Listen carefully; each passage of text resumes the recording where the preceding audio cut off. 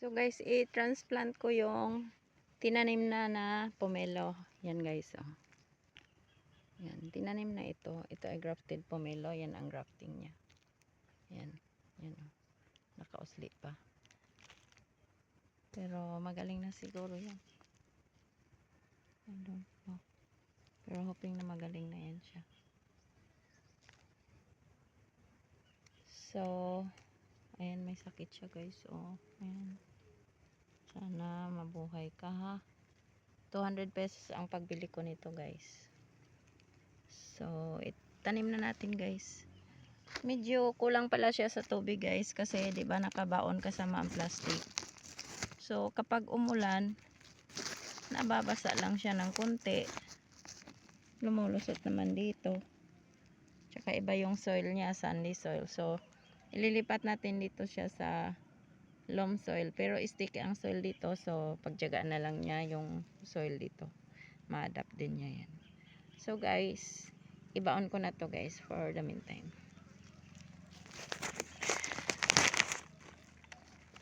Yan guys.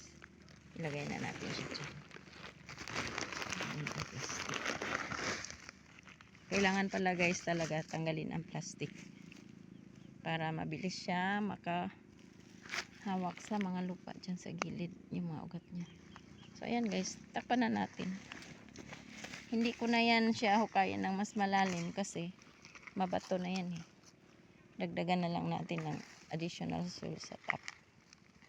After all, pag nakagapang na yung mga ugat niya dyan, okay na yan.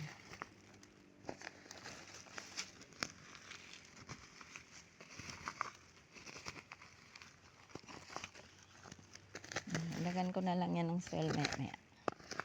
So, for the meantime guys, ito na lang muna ang itakip natin. Yung pinaghukay kong lupa. Yan. Aabonuhan ko naman kapag may time. Sabay-sabay na silang lahat dyan. Mga niyog, tsaka prutas. Eh, hindi pa kasi masyadong hindi pa masyadong kapit yung mga ugat nila sa lupa. Kaya nakakatakot mag-abono ng chemical dahil baka maluto. Kailangan pag nag-abono guys, buhay na talaga yung halaman. Yung tingin mo happy na sila. Hindi mo siya abonuhan ng bagong tanim kasi delikado. So, ganito lang ginagawa ko guys. Pag bagong tanim, inaapak-apakan ko lang yan. Ayan. Parang isiksik mo lang pailalim yung lupa para pag lumakas yung ulan, hindi naman na nagkaroon ng soil erosion masyado. May malalaglag yan doon kasi matarik itong lugar pero hindi masyado kapag inaapakan mo. Kasi pag inapakan mo, parang kinocompact mo siya. Kinocompress mo pailalim. Yan guys. Yan, maging happy na siguro siya dito. Hindi kagaya doon na mainit tapos hindi pala gaanong nadidiligan dahil yung plastic di ko tinanggal. So, yan guys. Yan. Diligan na natin. Yan. Oh, mamunga ka ha. Para makabenta tayo.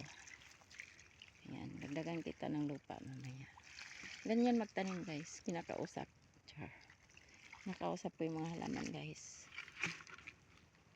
So, that's all guys. Thank you so much for watching.